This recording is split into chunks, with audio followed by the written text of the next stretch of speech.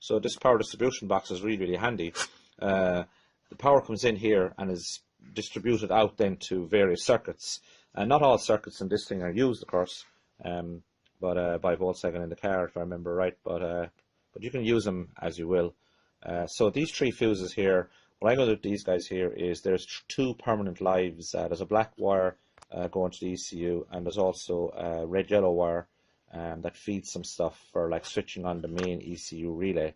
Now the ECU actually switches that relay on by itself once you hit the keys up and power it up. So I'm going to use these guys here, and I have the connector plug here, and I have the wires coming out here. So I've just bent some tabs up around there, nothing overly hectic, but once this guy's closed in, I can slide these guys in here, and I have a little tab bent at the end here, just down here, just to stop the box from sliding out. And I'm going to use a simple clip then over here then, with a little screw here to hold this guy down on this side. So I'll most likely end up changing this guy for a longer fella, and shorten these guys as these guys go. These guys were running the length of the car basically, so to power up like the lights and stuff in the Mk1. And in order to make proper terminals out of those guys there, you do need the likes of these things here, these kind of like copper tube connector as well as crimps. You can solder stuff, you can solder these guys, I think it works, but I think these guys are, there's got a few different selections of them here. These guys work well, and you can bolt them back in. So you bolt them back into this box here, which kind of looks kind of factory. So I'm going to mount this fella up now, put on my relays, mount up this guy, and then start running my wires into the various bits and pieces. My wiring mess, or spaghetti, is starting to make sense and starting to tidy itself up a little bit. It might still look a bit of a mess there, but believe it or not, this is kind of organised mess. So what I've started doing is started taping up the loom using some loom tape. And I like this stuff because it's nice and flexible compared to the hard plastic stuff that was on a lot of the Mark II loom. I cut it all off and removed it. That would have been on the Mark II wiring, no, not the Mark IV. Basically because it was just so bloody hard that you couldn't bend it around anything. You could heat it up with a heat gun and make it, but it does seem to be a constant struggle. So I've got some of the loom put into the car now, and that would have been the original Mark II loom, we'll say, off the Mark II, not original to this car, of course. This is the Mark I. This is total confusion here. So what I have is some of the loom here. It's taped up here, this guy up here, and I'm using the loom tape for that. And something I found while messing with computers one time was this type of stuff, and it's a kind of a Velcro type thing, where it sticks to itself basically. So when you wrap it around a bit of loom, it likes to stay stuck like that, and it's impressive enough now, the stick that's on it. So you get that in rolls like this. So you get that in rolls like this for here. So you get it, not really stuck to any particular brand or anything. Let's see if I can get it up here. So this U green is what this fella's called. Anyway, it's meant for computers and stuff like that, for keeping the wires tidy. So it peels off itself. It's quite strong. I like that. Just give it a little nip with a pliers, stick a cable tie through it and cable tie to the car, and that way then you can wrap it around the loom. We still like to kind of wrap it around my finger there type thing. You can wrap it around the loom, and it sticks to itself pretty good. And of course you can open it again and take down your loom again, or add in other pieces as you go. So I find that kind of handy. So I've got these 3 guys, these 3 plugs here, which I'm amalgamating there now. So those plugs are the white plug, the blue plug. Let's get the colour of the other one right. I think it's black plug there. So these guys, the blue one is accelerator pedal, the white one here is the clutch and brake switch, and the black guy here then is, well, he's part of the brake switch as well. So there's some power in through those guys as well. So I'm taping those. I'm going to tape those 3 together there. And once those 3 are taped, then that's going to go back up in under the car there, back up under the heater matrix there is where I'm going to put that. Or else maybe I might put it back up with the piece of loom that I ran under the dash inside in the Velcro type ties. So I might put it in with those guys as well there. So it's coming along. What I have here as well is, this looks a bit of a mess here at the minute. There's some wires in the way, I suppose. This is the metal plate I have. So now I've got some stuff wired in. I've got some fuses in. I've got 2 relays. So I'm using a Mark IV relay here. It's a relay 100, and that's this guy here with the heavy red wire here. So I'm using that guy, and what he's doing for me is powering up the fuel pump. But it's not just the fuel pump, it's powering actually these 4 fuses here, one of which is the fuel pump. The other 3 are other circuits that come on while the fuel pump is on. I believe one of them is the injectors, and the other ones are power to like various sensors and stuff like that. There is of course some wires on the ECU that remain live all of the time, so they are hooked in. I'm be hooking those guys in from the bottom here. Now these big heavy wires here are going to the circuits and distributing the wires, mainly because I have the crimper for crimping on these large spades, so you can't run lighter wires in those because they're just too bloody big. Anyway, so these wires are probably a little excessive for what they're actually doing, but there's no harm in that, I guess.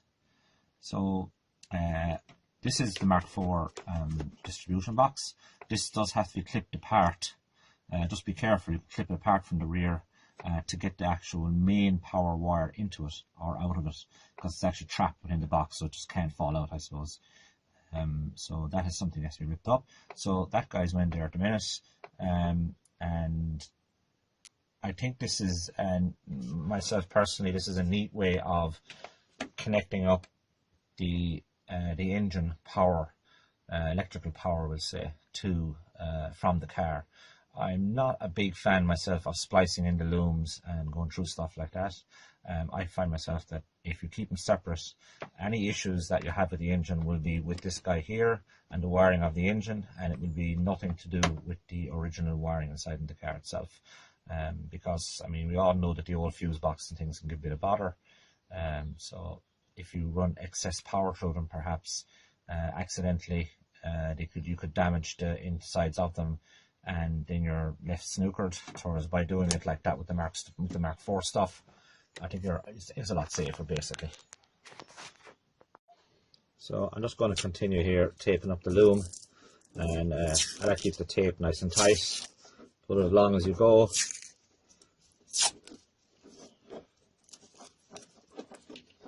If you're doing this to all of the wiring on the car, you'll need a couple of rolls of it. Well, there is a good bit on a roll, you find yourself that you'll start running shy of it pretty quickly. There's no point.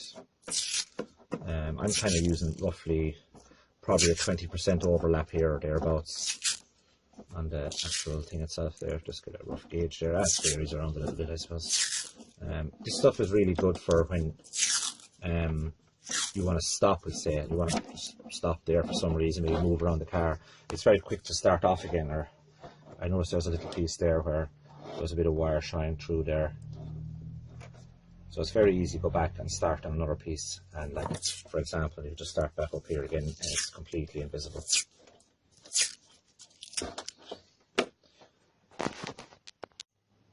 I'm starting to wire up the power, we'll say, to my power circuit board. That's the Mark IV black plastic box with all the connections and large fuses in it that I've mounted inside in the car. And this is the alternator cable of the Mark IV Golf GTI. So this guy here would have been bolted into that power supply or power distribution box. So this isn't long enough to reach inside the car here. You can see the length of it here. So this guy is not long enough to reach from the alternator now into that box anymore. So I'm going to have to remake that cable. And the cable itself is relatively straightforward to make. And what I found inside in the Mark IV loom is this ideal size, the same size, and 16 square. I think it's the same size as the actual alternator cabling itself within the loom. So this is a nice handy thing to have, save a few euros. And you got these connectors here. If I can focus properly on one here. So I've used these guys. So I've got this 16 square crimp connector here. The bit of tape here is just a mark for where to cut the wire. So I've run this into the car into a bit of plastic conduit type stuff along inside of the car, and it is going back up in through the bulkhead into my power distribution box. So this plastic conduit is to protect the cable, I suppose, and I'm going to pull it down, we'll say down to meet the end of the connector here. So I have it clamped on, so it won't go quite that far back up into the loom. It'll be kind of halfway, and I'll cut off the excess, whatever I think is necessary. So I'm going to route the cable in through these plastic holders, which are already built into the car for you. So the 4-second hook on the alternator, which bolts onto this guy down here, and the actual alternator connection itself is in behind the plastic housing here. You can see the bolt there. For making your own cables here, you do have to crimp these guys on. I don't think soldering probably would work, but it's not a good a connection, I don't think. The crimping is definitely, well, it's definitely a lot tidier. So what I've used is this guy here that I bought off eBay some while back. This thing is like less than 30 euros if I remember correctly, and it comes with a selection of dies. Now what I've done myself in the meantime as well is for some of the smaller ones, I've cut out my own dies. So now I do have access to a machine shop, so I think this thing is more versatile than you might think for crimping all sorts of things. I've crimped like handbrake cables and the like with this thing as well, which is very handy to have.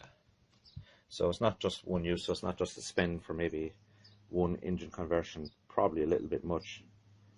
But if you were considering doing a few engine conversions or recabling or that kind of work, it's definitely worth the money. So now this guy crimped up, I've got a bit of heat shrink here. I'm just going to heat shrink that on over some of the connection there just to kind of protect it another little bit. And this guy then will bolt straight into my alternator. I'll pull up the plastic sheeting here, the conduit protector, and use the bolt on the alternator and fish it through the plastic guys that are mounted in the car for running the cable through, and then bolt that into the power distribution box. So I'll be running that through the 50 amp fuse that Volkswagen do. I'm pretty sure it's 50 amps. Is that a 50 or 100? I'll be running that through the fuse that Volkswagen provide in the power distribution box for the alternator, which is probably the safest way to do it. Doesn't have to be done this way, of course, but this is just the way I prefer to do it. Got the alternator cable routed in now. So I've got my plastic conduit here. Just about to see a little bit of the red the heat shrink there. Got the plastic cover back on over the bolt. There's a little clamp here then that Volkswagen supply you.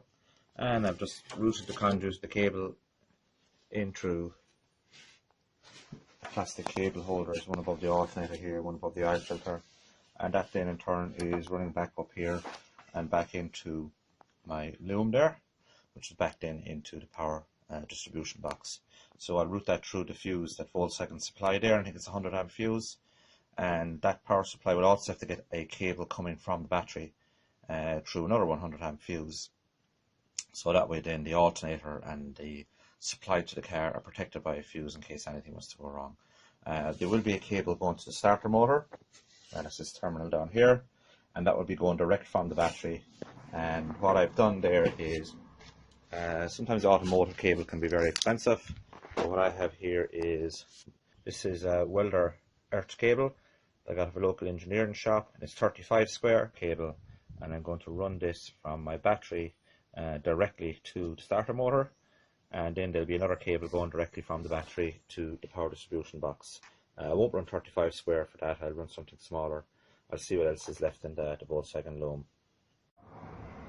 This is the cable I'm using to run from the battery in the boot into the power distribution box. It's 16mm square. You can see there, I got this stuff. It's earth lead for welding. It's a highly flexible cable. I think it's ideal. And this is the type of connector then we're looking at here. This is a 16 square connector by electrical wholesalers, and it's crimped on. On the die here, I made a small modification to this. You can see this die here is for 16 square, and it's got the hexagonal type crimp. So I use this crimp initially on these guys. You can see there's one on each side. These guys just turn around, so just pull out the pin here and flip these guys around. A little fidgety, but you'll get the gist of it. So the pin goes across, and basically you jack the hydraulic handle. Got your on-off for relieving the oil pressure. So what I generally do is I jack these guys with a 16 square connector, or 16 square dies inside in it. And while that does definitely crimp them, it doesn't look really strong. So what I do with this guy here is just take these guys out, flip them around, I drilled more than half a hole in one side, and we say, let's call this 2/3 and 1/3 of a hole. And the reason I did that was so that I get less pinching when I crimp. You can see kind of the pinch marks there a little bit. But in this case, if you were to go 50-50, I think you'd be getting a little bit more of that. You can always round off these edges and these guys, and you can file them out a little bit. No harm. But it's just like just to show, I suppose, you're not actually stuck with the dies that you buy. So you can see there the hex side and the drill side is just a bit more than half a hole. So I just kind of experimented with these sizes until I got it so that the crimp guy here, when it was crimped to the hex, would almost fit into this guy. I can't remember exactly what size it was. So I didn't just basically put the two of them together into a bench drill I have. Just drill the hole down through it, just mark it a bit off center. So that just helps kind of, I think anyway, prevent winging out or pinching of the copper fittings, because these guys are copper and they're just tin coated. So a bit of heat shrink now over this guy. A bit of red heat shrink there, just in case anyone else ever looked at the car at some point in the future. So the red might hint at danger, power, and that'll go into my power distribution box and run back into the boot, the rest of the stuff. I've given the last while at the wiring now, and I think I'm getting very close to the end of it. What I've done here is down along the left hand sill here, I have my main cable here. It's a 35 square going to the starter motor, and I have a 16 square then travelling back to the back of the car as well for the boot, which would be the main power to the distribution box here. This is the Mark IV item there. A bit of a spaghetti of wires there. A lot of this can be tidied up. Some of the stuff here is like Mark II stuff. I imagine, not really sure what these guys are for, but they're hanging in the loom. So I'm happy enough that they're there now. As you can see, most of the spaghetti of wire at this stage now has all been taped up and hidden out of the way. A lot of it is up this neck of the woods here is where I have it. I put black on the plastic cover here on the ECU plug, cable tie on it. Wrap the loom up a little bit. I have some wires here hanging out which are just not used at all. I just kind of left them there for the time being and probably chopped them off once I'm up and running. This stuff here is just like speaker wire that needs to be tucked away. So I'm thinking of making up a kind of like a metal plate, maybe a little bit of aluminium or something. Put some nut rivets in the car so I can bolt it up here in case anybody's feet are here and maybe if you brake hard or something, the feet might go flying up in this direction and start kicking into the wiring or the ECU. Doesn't do any favours. So I might bring that down this way and back in underneath, kind of like that type of fashion yet maybe. I'll see what I'll do there, I'm not sure. I was thinking this type of fashion rather than there. But I'll figure it out as I go. I have some loose wiring over here still on the driver's side of the fuse box still hanging out. But that's good to go back in again. This guy here I put in for the clocks in the central console. Just put a plug socket there so I can unplug it rather than disconnecting wires.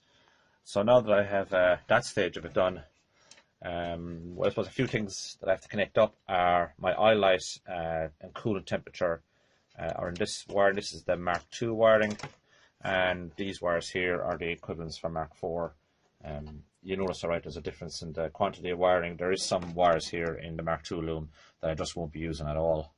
So this guy here contains the two oil light switches. So there's two switches in the Volkswagen.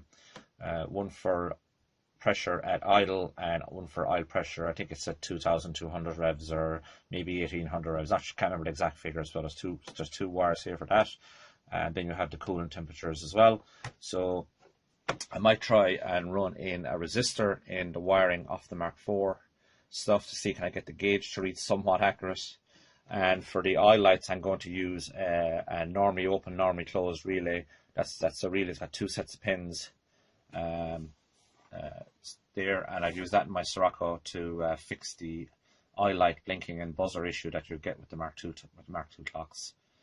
So when I get around to that, I'll show a little diagram of it. It's pretty simple, it works really well. And if you have oil pressure failure or no oil pressure lack of, the buzzers will work in the car. It's just being checked at one pressure only, which would be standard like for the Mark IV engine. So I'll run with that. The next thing I'm going to tackle now for a while is some of the intercooler piping.